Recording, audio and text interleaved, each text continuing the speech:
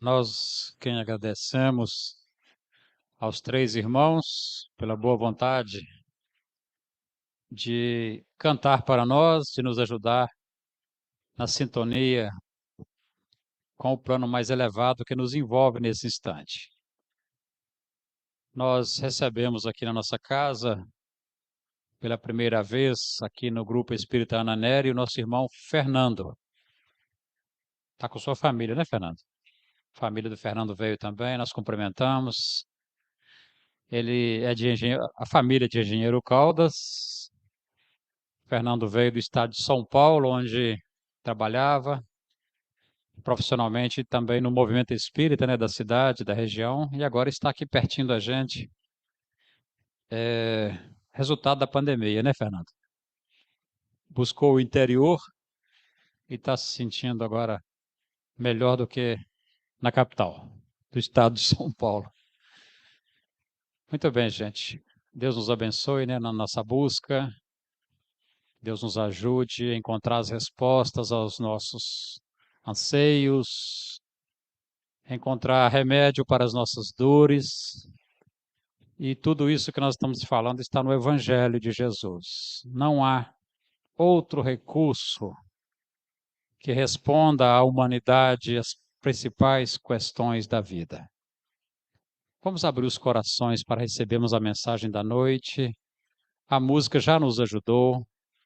Agora nós vamos, em prece, falar com o nosso Mestre e rogar ao Senhor Jesus que estenda as suas mãos misericordiosas e toque em nossas mentes, em nossos corações, ajudando-nos a romper a crosta dura do egoísmo, do orgulho, que tanto tem nos cegado em múltiplas reencarnações. Aqui estamos, Senhor, cientes desta oportunidade redentora, por que não dizer a melhor oportunidade de múltiplas existências. Não nos deixe, Senhor, à beira do caminho. Não nos deixe afastar dos compromissos que assumimos na vida maior. Nos esquecemos com o mergulho na matéria, mas temos a intuição clara de que temos uma tarefa a realizar aqui no campo terreno. Ajuda-nos a recordar que o nosso tempo aqui, Senhor, é muito curto e não podemos e não devemos desperdiçar esse tempo. Abençoe o nosso irmão Fernando, que será o porta-voz da espiritualidade amiga para trazer-nos a reflexão da noite. Agradecemos pelas incontáveis bênçãos, que assim seja. Eu passo então a palavra ao nosso irmão, que Deus o abençoe.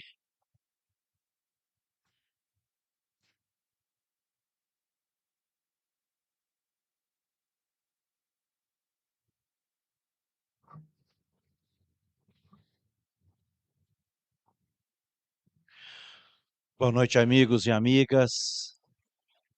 Quero começar a nossa conversa fraterna na carona dos musicistas da noite. E vou declamar um poema que nós fizemos que conversa sobre a dracma perdida. Dracma perdida. No íntimo de meu lar, busquei-te em cada canto e foi desencanto ao não te encontrar. Caminhei pelos antros escuros de meu lar, cada aposento um ninho bolorento e eu a te procurar.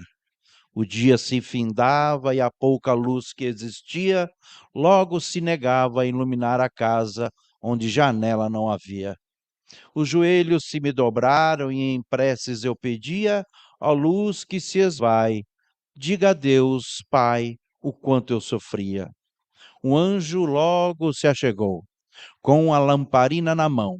A luz que ali luzia enchera-me de alegria em meu pequeno coração. E a brisa da tardinha que se findava aos meus ouvidos urzia, dizendo que me faltava era a luz que ali havia. Varri o chão do meu peito, limpando a poeira que ali havia, do erro agora desfeito, com a luz que agora eu via, o evangelho no lar refeito, o evangelho que agora eu lia. E assim que a luz se fez, rebrilhou no cantinho do chão, a dracma perdida, tesouro da minha vida, luz da imensidão. E cultuando o evangelho de Jesus, encontrei-te, tesouro meu, da lamparina à excelsa luz, a família que Deus me deu. É a família que eu perdera, sendo o meu tesouro maior, do amor que não tem fronteira e da dor que não tem pior. Ver sua família inteira sofrendo por te amar, e eu vivendo na cegueira, não querendo me encontrar. Por isso a palavra é gratidão, a espelhar o olhar meu, esses anjos de pés no chão, a família que Deus me deu. A palestra, ela tem um significado e um sentido e um propósito. A palestra é para chamar a atenção do intelecto e, através da referência das palavras e do repertório individual de cada um, nós conseguirmos conversar. Por isso que eu iniciei com versos. Porque eu ia deixar para o final, mas eu achei tão maravilhosa a música. E tem um livro muito interessante do Leon Denis chamado A Arte e o Espiritismo, que ele diz que o universo ele se manifesta em música. E quanto melhor a nossa capacidade de perceber essa música celestial, melhor nós entendemos, melhor nós nos amamos, melhor pessoas nós somos. A arte e o espiritismo. Ele fala de várias expressões da arte, mas a que mais me encantou é a questão da música. Ele diz que as notas musicais têm cores. Então, tem algumas casas espíritas que tem lá a cromoterapia e outras casas não espíritas que também trabalham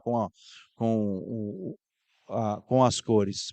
Eu venho de uma casa espírita lá em Diadema, no ABC Paulista, a cidade mais densamente povoada do Brasil. E nós saímos de lá, por conta da pandemia, para morar na Engenheiro Caldas, que tem 10 mil habitantes. Dizem que metade mora nos Estados Unidos. E a gente conhece todo mundo lá é primo. Todo mundo é primo de um, primo do outro, é muito, muito aconchegante a cidade. Uma cidade pobre, humilde, mas muito bem organizada, e nos acolheu a mim e a minha família. Muito mais a mim, porque a minha esposa era daqui de Minas, lá do Engenheiro, e falamos, vamos para lá. E a casa espírita que nós frequentávamos, pertencemos à diretoria, minha esposa sempre trabalhou com a evangelização infantil, e eu quero parabenizar essa casa, porque ela tem um espaço para os pequenos. São sementes vivas, tesouros em evolução, espíritos antigos que se dispuseram a reencarnar novamente, se entregando de corpo e alma literalmente a nós adultos, para que nós possamos, através da palavra, fazer com que eles reflitam e reaprendam as relações sociais, as relações afetivas.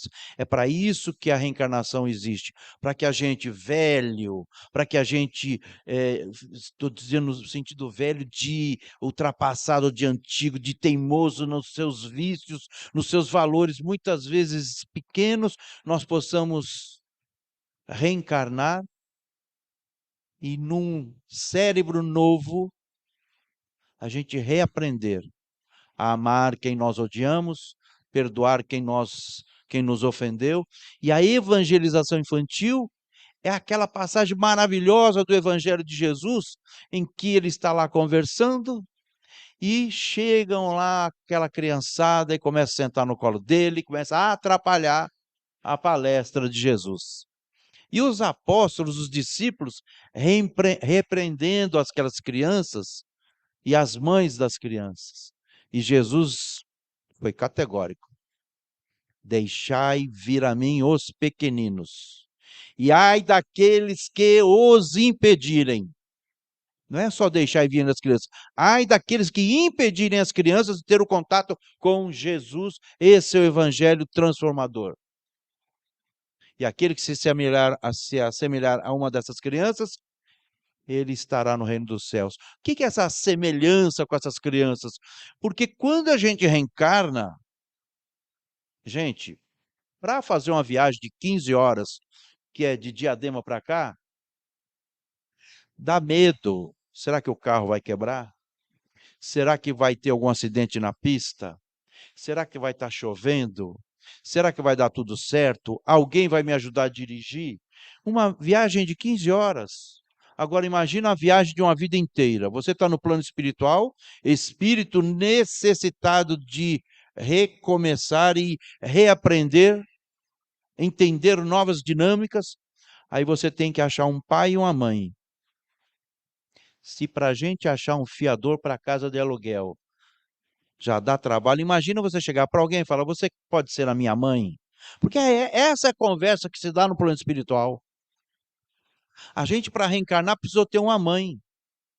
Pai, pelo menos em algum momento precisou, mas a mãe, aquela, olha só, Deus é maravilhoso. E Deus podia nos criar sem ter a figura materna, mas Deus é maravilhoso e ele coloca uns aos outros, como diria Paulo de Tarso, suportando-vos uns aos outros, ele nos coloca como colaboradores, co-criadores, como está no livro Evolução em Dois Mundos, cocriação em plano maior e cocriação em plano menor. As mulheres, que é essa capacidade mágica, maravilhosa, santificada, divina de procriar, é ela que faz o corpo de cada um que vai reencarnar. Sai das suas entranhas. Ela, o espermatozoide, quando fecunda o óvulo, nesse momento da divisão celular, é colocado ali um espírito que está reencarnando. E muitas vezes é só ler André Luiz, quantas conversas precedem o ato da reencarnação. Quantas reencarnações que fracassam, quantas reencarnações que são um sucesso, porque as mulheres se predispuseram a ceder da sua biologia para que a gente pudesse aprender a viver e amar novamente. É ali que a mãe recebe no seu útero o seu algoz de encarnações passadas, é ali que aquela mulher recebe nas suas entranhas o espírito vingador, vingativo, o inimigo, e aí quantas e quantas problemas, depressões pós-parto, quantas mulheres que chegam a abandonar os seus filhos por total incompatibilidade vibratória, que chegou naquela hora e se arrependeu, mas foi a bom termo a gravidez. Então não nos compete julgar mãe nenhuma, mulher nenhuma que deixa os seus filhos ao abandono. Compete-nos deixar vir a Jesus as criancinhas, e ai daqueles que os impedirem. E a palestra hoje é sobre a dracma perdida. Jesus está lá em Lucas capítulo 15, versículo 1 e 2, Jesus conversava com os fariseus. Como é que é essa conversa? As casas na velha Jerusalém, as casas dos judeus do primeiro século, eram casas que tinham pouca ou nenhuma janela no ambiente de baixo, eram puxadinhos, sobradinhos. Então embaixo tinha lá onde se guardava os animais, onde tinha a cozinha, chão de terra batido, e em cima onde era a parte social era o quarto, e acima do quarto era o telhado. Eram ali que muitas vezes se faziam as refeições. Então quem passava na rua via quem estava fazendo as refeições. E os fariseus dizem, segundo o relato de Lucas, este aí come, este aí anda com publicanos e pecadores. E o outro arremata, e come com eles. Para o judeu antigo, você tinha que lavar as mãos para não ficar impuro. Você não podia tocar em sangue para não ficar impuro. Então, se você tocasse numa pessoa com hanseníase, a lepra chamada na época, você tinha que fazer toda uma série de procedimentos no templo para se purificar. Jesus não fazia. E, e os fariseus falavam mal de Jesus, porque ele andava com os publicanos, cobradores de impostos, e com os pecadores, e come com eles, que ele estava na mesa. E Jesus conta para esses fariseus 3 parábolas: a ovelha perdida, a dracma perdida e o filho pródigo. Parábolas que a gente conhece. A ovelha perdida, que sucintamente diz que o pastor que tem 100 ovelhas percebe que uma está perdida, ele recolhe as 99 e volta atrás daquela uma ovelha perdida e volta com ela nos braços e comemora. O filho pródigo é aquele caso escandaloso para quem estava ouvindo essa história de Jesus. Como é que um filho, que não é nem o primogênito, que o primogênito na herança ganhava 2 vezes, eram 2 partes, o primogênito. Como é que um filho que não é o primogênito pede a herança? O pai está vivo. Um dos mandamentos, um dos 613 mandamentos da lei mosaica, que tem 10 que foram ditos no alto da montanha. Está lá, um dos mandamentos, honrar pai e mãe. Como é que ele vai pedir a parte da herança? E ele pede a parte da herança e o pai amoroso dá, e ele vai embora para terras longínquas, gasta tudo, fica sem nada, vai trabalhar cuidando de porcos. E para o judeu daquela época, o porco era um animal imundo, então trabalhar cuidando de porcos era um trabalho dos mais odiosos. Era o fundo do poço. E esse filho pede para voltar e o pai lhe recebe, lhe devolve a indumentária de filho do dono. Enfim, essa é uma história que os judeus daquela época ficavam escandalizados. E ele conta a parábola da dracma, que é bem curtinha. Diz que uma mulher, tendo 10 dracmas, perde uma. E ela começa a procurar na casa, acende a candeia, varre o chão, e quando encontra essa dracma, comemora com as suas amigas, porque havia encontrado a dracma perdida. Quanto vale uma dracma? Aliás, o que significa a dracma? Em grego significa um punhado. Eu pego, eu seguro um punhado. E uma dracma equivale mais ou menos a um dia de trabalho, uma diária. Uma diária lá no engenheiro, lá na roça, está R$ 100, 150 na enxada. Em São Paulo, uma diarista deve estar tirando uns R$ 250 para fazer uma limpeza na casa. Nos Estados Unidos deve estar US$ 100. Então, uma dracma é um dia de trabalho. E ela tinha 10 dracmas. Da onde vieram essas dracmas? Provavelmente do noivo ou do pai da mulher. Porque era uma espécie de poupança, previdência. Elas tinham os colares que amarravam na testa com as dracmas. Fazia parte do dote. O dote no casamento da antiga Jerusalém, ele era pago pelo noivo para indenizar o pai da noiva, porque ele ia ter uma pessoa a menos para trabalhar. Era também dado pelo pai da noiva a sua filha, para que ela, em alguma emergência, não lhe faltasse sustento, porque naquele tempo, se uma mulher enviuvasse, a herança não era da mulher, da viúva, era do primogênito. Não tendo filhos, a herança é do irmão. E caberia ao irmão decidir se ficaria com a cunhada, a viúva, ou não.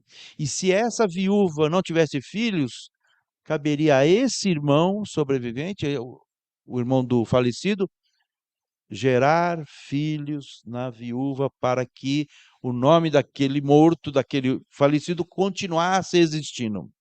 Então, as mulheres naquela sociedade teocrática, em que tudo era legislado pela lei de Deus, as mulheres não tinham direitos a quase nada. Hoje em dia, os programas de habitação concedem a escritura, a matrícula da casa para as mulheres.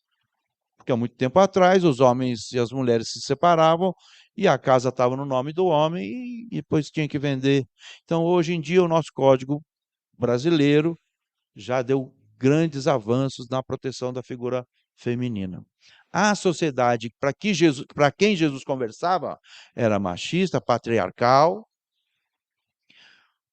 uma sociedade baseada no uso da força. Se a gente for ler em Deuteronômio,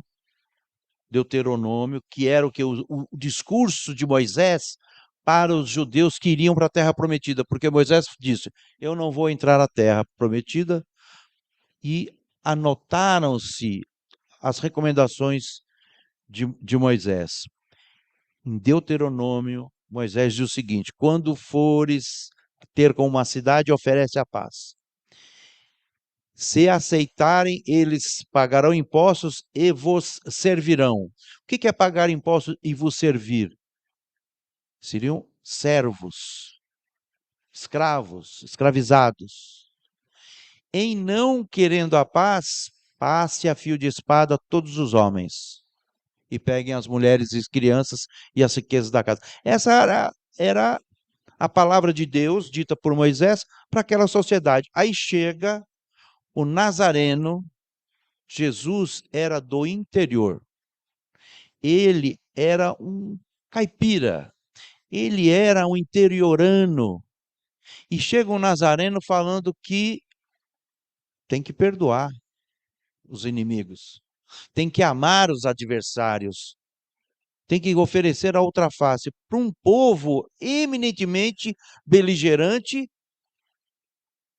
e que dava a figura de um Deus terrível que se ofendia e punia. E Jesus traz um Deus que se chama amor. E Jesus chamava Deus de paizinho. E Jesus mostrava que acima da lei de Moisés existe a lei da misericórdia.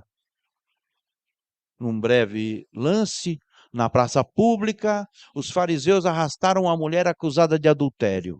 Jesus, agachado ao chão, rabiscava na areia com o dedo. Eis que um fariseu olha para Jesus e disse: Mestre, esta mulher foi pega em adultério. A lei de Moisés nos diz que nós a apedrejemos-la. E tu o que dizes? Jesus ficou quieto, continuou rabiscando a areia com o dedo. E o fariseu novamente pergunta: E tu o que dizes? Aí Jesus se levanta e começa a olhar nos olhos de cada um daqueles homens.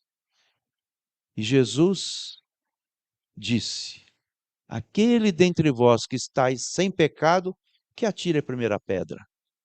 E os mais velhos, segundo a narrativa de João, foram soltando as pedras e foram se retirando, provavelmente envergonhados. Alguns estudiosos dos textos dizem que Jesus estava escrevendo os nomes deles na areia. Eu não sei. Eu sei que o olhar, imagine Jesus encarando a gente e falando: quem tiver sem pecado, que atire a primeira pedra. É para sair correndo, de vergonha.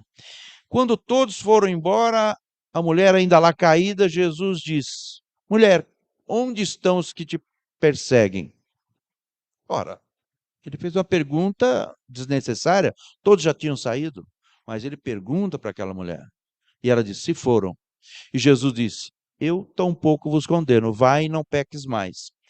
Era preciso perguntar para ela: quem é que te persegue? Onde estão? O remorso também persegue. O arrependimento também persegue. A autoculpa também nos sabota os sonhos mais belos. A gente se sente culpado e muitas vezes a gente se autossabota porque a gente acha que não merece ser feliz, não merece ter uma boa família, não merece ter uma casa boa. A gente se autossabota. A gente vai no centro para tomar o passe e na hora do passe, acho que não vai dar certo. É uma autossabotagem. Por isso que muitas vezes Jesus fala: tua fé te salvou. Jesus traz a lei da misericórdia, do amor, do perdão.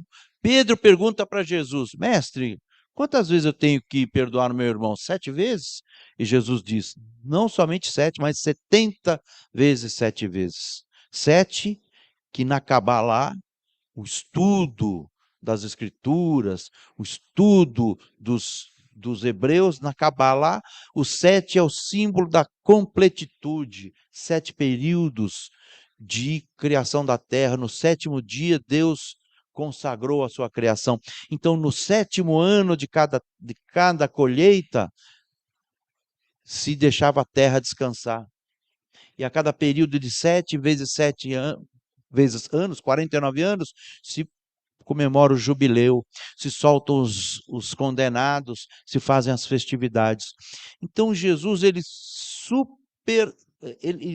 superlativa, ele fala com que o perdão seja aquilo mais importante para o judeu, porque eles eram um povo muito orgulhoso, muito orgulhoso. Não conversavam com os samaritanos.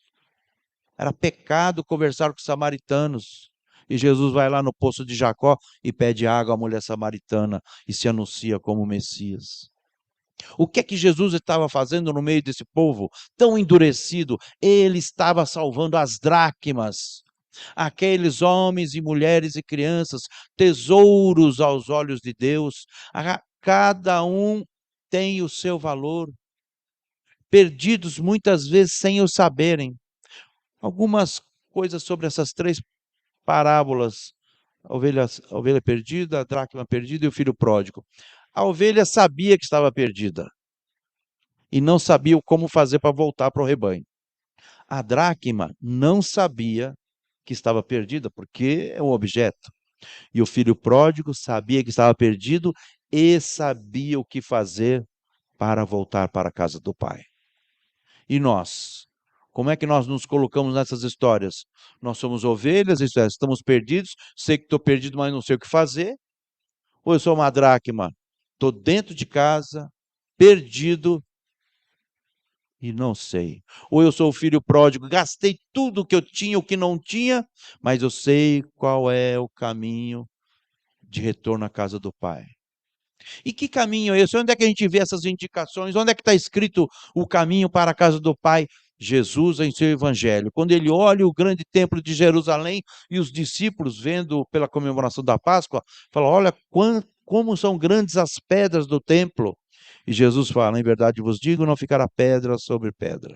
E mais adiante, Jesus diz o seguinte: que o reino dos céus não está aqui nem acolá, mas dentro do coração de cada um.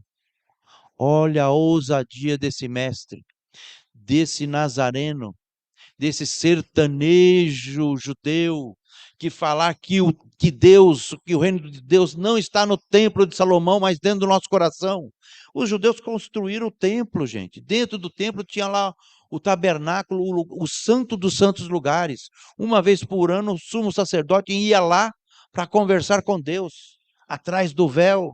O que é que acontece durante a crucificação? Tremores de terra, ventania, relâmpagos, e o véu se rasga de alto a baixo, significando o fim do monopólio de intercomunicação com Deus do sumo sacerdote. E Jesus indicando que o nosso coração é o local do reino dos céus, do reino de Deus, um lugar de felicidade, é um estado da alma, um reino imaterial que cada um de nós é responsável por construir o seu.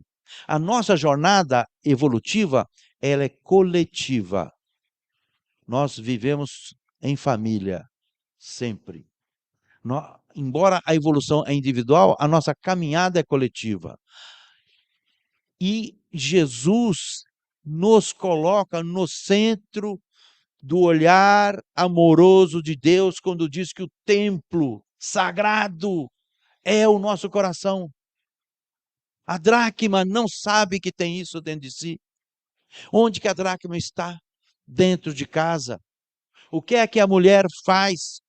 Ela liga a lamparina, ela abre o evangelho, ela faz o evangelho no lar. O que acontece? Ela limpa a casa, ela varre a casa, ela faz o evangelho no lar e as sujeiras, os fluidos deletérios, as energias negativas saem fora. E o que acontece? Encontra o valor que estava perdido, a previdência dela, o futuro daquela mulher, a esperança que ela havia perdido uma parte, a dracma perdida.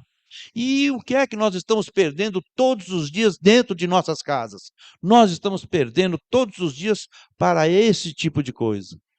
Smartphone, que tem pouco mais aí de 14, 15 anos, e hoje existe uma pandemia do pensamento acelerado. Nossas crianças, que para o processo de cognição, de formação da sua intelectualidade, elas precisam ter um momento de ócio, onde elas ficam ali imaginando, aí elas vão brincar, se satisfazem na brincadeira, entram novamente no período de ócio e ficam imaginando e vão brincar. Isso gera um ciclo virtuoso de aprendizado, do conhecimento, cognoscere. O que é que o celular faz, TikTok da vida, as redes sociais fazem? Ela já dá aqueles vídeos prontos. A criança não imagina. A criança não imagina, não põe o cérebro para trabalhar. Já recebe as endorfinas, já recebe os estímulos. E aí, incessante, vai. Quando tem que ler um livro, Jesus, como é que vai ler um livro? Se o livro não é a velocidade do vídeo, mas a velocidade da nossa capacidade de criar o cenário do livro, criar os sons do livro, os cheiros, entender a história. Então, estamos perdendo dentro de nossas casas hoje as dracmas mais valiosas, as joias mais caras, a nossa esperança, o nosso futuro. Esses espíritos envelhecidos que se predispuseram a reencarnar para reaprender a amar, a pedir perdão e ser perdoados, esses espíritos que nós chamamos de filhos, filhas, netos, são as nossas crianças. Deixai vir a mim os pequeninos, e ai daqueles que os impedirem. Por isso eu quero parabenizar essa casa maravilhosa, porque aqui tem evangelização infantil, aqui tem mocidade. Eu vim da mocidade espírita em 1980, faz tempo, porque eu tinha problemas de relacionamento com meu pai, com a minha mãe, e eu queria entender. E aí o Espiritismo veio e falou: tá vendo, filho? A cada um segundo suas obras. A gente vai e volta, vai e volta, vai e volta, até dar certo. As penas eternas não existem. Está lá no livro dos Espíritos, sobre as penas eternas. Aí os Espíritos dizem: ora, os antigos que entendiam Deus que se enraivecia, tudo bem, mas vós, que Jesus nos apresentou um Deus chamado amor, um Deus chamado paizinho, que a mulher adúltera, o pior dos crimes que se podia fazer, que foi levada à praça pública para ser assassinada a pedradas. E ele falou: quem tiver sem pecado que atire a primeira pedra. Então Jesus vem fazer esse apelo. E olha só, Deuteronômio, lembra que os conselhos de Moisés para entrar numa cidade e passar a fio de espada aos homens? Pois bem, tem um livro que não é espírita, é de um jornalista norte-americano. Ele pesquisou os casos de violência no Velho e no Novo Testamento. E somaram, tirando o dilúvio, é 1.200.000 vítimas. Então, a atmosfera do mundo, daquela terra em que Jesus iniciou o seu evangelho, era de olho por olho, dente por dente. O Código de Hammurabi era da violência, violência contra a mulher, violência contra as crianças. E olha o que mudou. Jesus andava com as mulheres. Jesus gostava das crianças. Jesus é do bem, caminho, verdade e vida. E o Espiritismo é uma visão, é como se fosse uma lente uma lente para quem tem miopia. O Espiritismo ele nos dá foco e dá profundidade e nos apresenta um Deus cósmico, um Deus que é amor. E vamos encontrar no livro Gênese, do Kardec, num capítulo chamado A Providência. Olha só que maravilha! A providência. Kardec diz sucintamente da seguinte maneira: imaginemos um fluido inteligente que penetra todas as substâncias de toda a criação, em todos os lugares da criação. Esse fluido é o pensamento amoroso de Deus. Ele está em nós, como diriam os católicos. Esse pensamento amoroso de Deus, Deus não está sentado numa nuvem. Deus não está distante, Deus não está lá. Deus está aqui. Onde está o reino de Deus? Dentro do coração de cada um. Então, no capítulo da Gênesis chamado Providência, ele fala como é que Deus conhece todos os nossos problemas, todos os nossos pensamentos. É porque Deus habita em nós. O problema é que nós não habitamos em Deus. Nós não nos conectamos com esse pensamento amoroso. É como se fosse o Wi-Fi. Todo Wi-Fi tem uma senha. E a senha Jesus já deu. Pedi, obtereis, batei, se vos abrirá, busca e acharás. Pai nosso que estás no céu, santificado seja o teu santo nome. Essa é a ligação toda vez que a gente se recolhe numa oração. Isso quem está dizendo não é o espiritismo, não é a ciência. O nosso córtex frontal, aqui o pré-frontal, ele irradia. Os neurônios irradiam mais pensamentos, ele potencializa e a gente melhora. A gente melhora. Por isso que há muitos e muitos anos os religiosos podem visitar as pessoas que estão nos hospitais para melhorar. Os doutores da alegria que levam alegria para os enfermos. E nós espíritas precisamos entender a nossa doutrina, entender, ler a kardeciana e entender que esse Deus maravilhoso que não está aqui nem acolá, mas está dentro de mim, esse pensamento amoroso de Deus, ele me ouve incessantemente. Cada um de nós tem o seu anjo de guarda, cada um de nós tem uma equipe espiritual que ajudou a gente a fazer o nosso planejamento. Eu trabalho com planejamento estratégico. O plano espiritual, nós temos um planejamento reencarnatório, que eu não sei o meu, não sei de vocês, eu sei que eu fiz uma promessa, e vocês, cada um de vocês fizeram a mesma promessa antes de reencarnar. Eu volto, eu vou melhorar. Essa é a nossa promessa, e a gente melhora. E a gente aqui, mais ainda, que a gente vem aqui numa segunda-feira maravilhosa, dá a chance para esse estranho que veio de longe, que fala diferente, que é meio esquisito, para falar de Jesus, outro estranho de longe, esquisito, nazareno, cabelos longos. E Jesus é quem merece toda a honra e glória, porque Jesus permite que cada um de nós conheça esse Deus amoroso, esse Deus que salva as mulheres, esse Deus que salva as crianças, esse Deus que se chama amor, e as nossas relações sociais têm que ser ambientadas em bases amorosas, de respeito, da gente se colocar no lugar do outro, de empatia, de comiseração. Uma pequena história. Uma antiga aldeia na Europa, uma escola de adolescentes, tinha um adolescente que não estava rendendo o que podia render. Não se sentia bem e abandonou os estudos. O seu velho professor, que já tinha dito tudo que poderia dizer para ele, e ele não havia tido sucesso, ele foi visitar o jovem. Bateu a porta da casa do jovem, era inverno, nevava. O jovem abre a casa, fica admirado que é o seu professor. Seu professor entra, se senta à frente da lareira e não diz palavra alguma. Com uma varinha, ele separa uma brasa de todo aquele braseiro.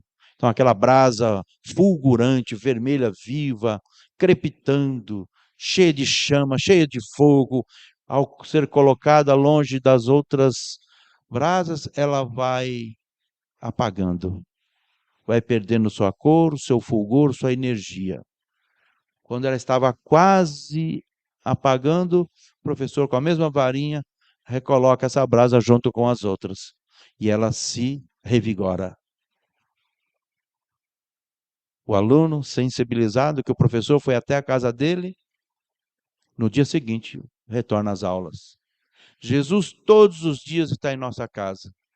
Que nós possamos fazer o evangelho no lar, que nós possamos trazer as crianças para a evangelização infantil, que nós possamos sermos os porta-vozes de Jesus, com todos os problemas, erros e limitações que cada um de nós temos.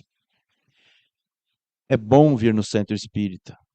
Melhor ainda é levar o centro espírita para dentro da nossa casa. Hoje eu parto feliz. Hoje eu vou caminhar um tantinho, sabendo que eu vim numa casa bacana, que foi edificada desde os seus alicerces, pelas mãos maravilhosas dos encarnados e dos desencarnados. Essas fundações que foram abençoadas pelo plano maior. Essa casa que tem em seu cerne, em seu DNA, o deixai vir a mim os pequeninos, porque eles verão o reino de Deus. Eu só posso agradecer, Senhor Jesus, que a tua luz aqui me trouxe, que ela me conduz e que ela me aproxime, Senhor, de cada alma aqui presente, encarnada e desencarnada. E eu só posso agradecer as portas abertas a mim, tão pequeno, tão cheio de defeitos, mas feliz na jornada do Senhor. Muito obrigado.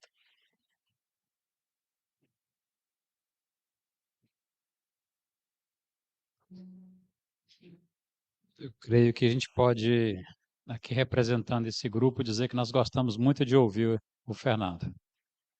Trouxe para nós uma mensagem profunda, uma mensagem de esperança, e falar que Jesus está todos os dias em nossas casas, arrastando a brasa, quase apagando para junto das outras brasas acesas. Então, Fernando, muito obrigado. Seu esforço, né, de se deslocar de outra cidade para aqui foi bastante compensador para todos nós. Sua palestra está sendo ouvida também por alguns irmãos nos seus lares e vai ficar gravada no YouTube.